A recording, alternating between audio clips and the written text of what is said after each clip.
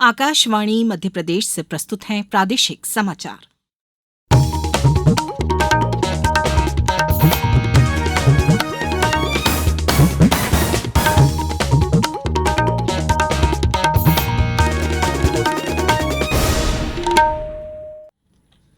नमस्कार, समाचारों के साथ मैं राना शाहिद।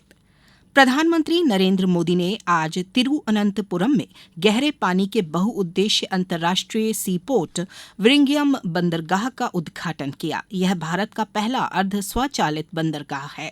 प्रधानमंत्री ने इस अवसर पर कहा कि यह भारत के समुद्री आधारभूत ढांचे के विकास की दिशा में एक महत्वपूर्ण कदम है। अभी तक भारत का 75% ट्रांसशिपमेंट भारत के बाहर के पोर्ट पर होता था। इससे देश को बहुत बड़ा रेवेन्यू लॉस होता आया है। ये परिस्थिति अब बदलने जा रही है। अब देश का पैसा देश के काम आएगा। जो पैसा बाहर जाता था वो केरला और विलिंगडम के लोगों के लिए नई इकोनॉमिक अपॉर्चुनिटी लेकर आएगा। प्रधानमंत्री आज आंध्र प्रदेश के विजयवाड़ा का दौरा भी करेंगे और राज्य की राजधानी अमरावती के निर्माण कार्य को फिर से शुरू करने की आधारशिला रखेंगे। इस कार्यक्रम में राज्य भर से 4 लाख से ज्यादा लोग शामिल होंगे।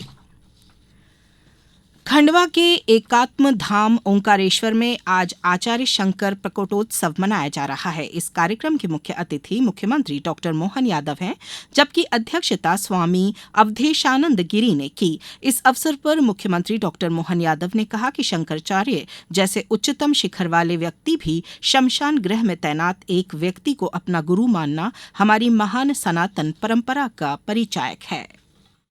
अपने आप को धन्य मानता हूँ। आचार्य शंकर के विविध रूपों के माध्यम से हमने आपके मुखारविंद से साक्षात प्रतिमा बनते देखी है। उनके अपने लघु जीवन में, जीवन तो इतना लघु है कि 32 साल की उम्र में शंकराचार्य जी ने क्या क्या कर दिया वो कोई कल्पना नहीं कर सकता। वहीं स्वामी अवधेशानंद गिरी ने कहा कि गाय के बिना गति नहीं और गीता के बिना मति नहीं, इसलिए गीता का संदेश गांव-गांव में पहुंचना चाहिए। उन्होंने कहा कि मुख्यमंत्री ने जगह जगह गीता भवन बनाने की बात कही है। उनका यह निर्णय सराहनीय है। वेव्स शिखर सम्मेलन में वैश्विक मीडिया संवाद आज सुबह मुंबई के जियो वर्ल्ड कन्वेंशन सेंटर में प्रारंभ हुआ। यह आयोजन वैश्विक मीडिया और मनोरंजन परिदृश्य के साथ भारत के जुड़ाव की दिशा में एक महत्वपूर्ण उपलब्धि है। प्रधानमंत्री नरेंद्र मोदी ने कल 4 दिवसीय वेव्स शिखर सम्मेलन का उद्घाटन किया था। विदेश मंत्री डॉ सुब्रमण्यम जयशंकर ने उद्घाटन सत्र को संबोधित करते हुए कहा कि प्रौद्योगिकी और परंपरा को मिलकर साथ साथ चलना चाहिए। इस अवसर पर सूचना और प्रसारण मंत्री अश्वनी वैष्णव ने सभी से अपनी कहानी दुनिया के सामने रखने का उचित अवसर प्रदान करने और स्थानीय सामग्री का प्रचार करने की आवश्यकता पर बल दिया। इस कार्यक्रम के दौरान सूचना और प्रसारण राज्य मंत्री डॉ एल मुरुगन तथा सूचना और प्रसारण सचिव संजय जाजू भी उपस्थित थे। जबलपुर में मॉडल रिकॉर्ड रूम बनाया गया है। यहां 14 लाख राजस्व रिकॉर्ड को डिजिटल किया जा चुका है। लोग अब घर बैठे ही मोबाइल पर अपना राजस्व रिकॉर्ड देख सकेंगे। आगामी दिनों में 34 लाख रिकॉर्ड स्कैन किए जाने हैं। सभी रिकॉर्ड को ऐप पर देखा जा सकता है। एक पोर्टल भी बनाया है।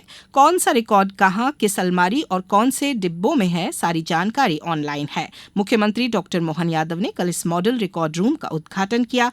जबलपुर कलेक्टर दीपक सक्सेना ने बताया कि 4 माह में जबलपुर के रिकॉर्ड रूम को डिजिटल किया गया है। अब इसकी चाबी बाबुओं के पास नहीं बल्कि आवेदक के हाथ में है। अब कुछ समाचार संक्षेप में। पंचायत एवं ग्रामीण विकास तथा श्रम मंत्री प्रहलाद सिंह पटेल आज पन्ना में जल गंगा संवर्धन अभियान सहित विभिन्न कार्यक्रमों में शिरकत कर रहे हैं। नर्मदापुरम जिले में शिक्षित बेरोजगार युवक युवतियों को रोजगार के अवसर उपलब्ध कराने के लिए 8 मई को शासकीय औद्योगिक प्रशिक्षण संस्था में युवा संगम रोजगार और स्वरोजगार मेले का आयोजन किया जाएगा। और विदिशा जिले के सिरोंज तहसील से शादी समारोह में शामिल होकर लौट रहे एक परिवार के 4 लोगों की आज सड़क हादसे में मृत्यु हो गई, जबकि 12 लोग घायल हो गए। इस बुलेटिन में बस इतना ही। दीजिए इजाजत। अगला बुलेटिन शाम 7:10 पर। नमस्कार।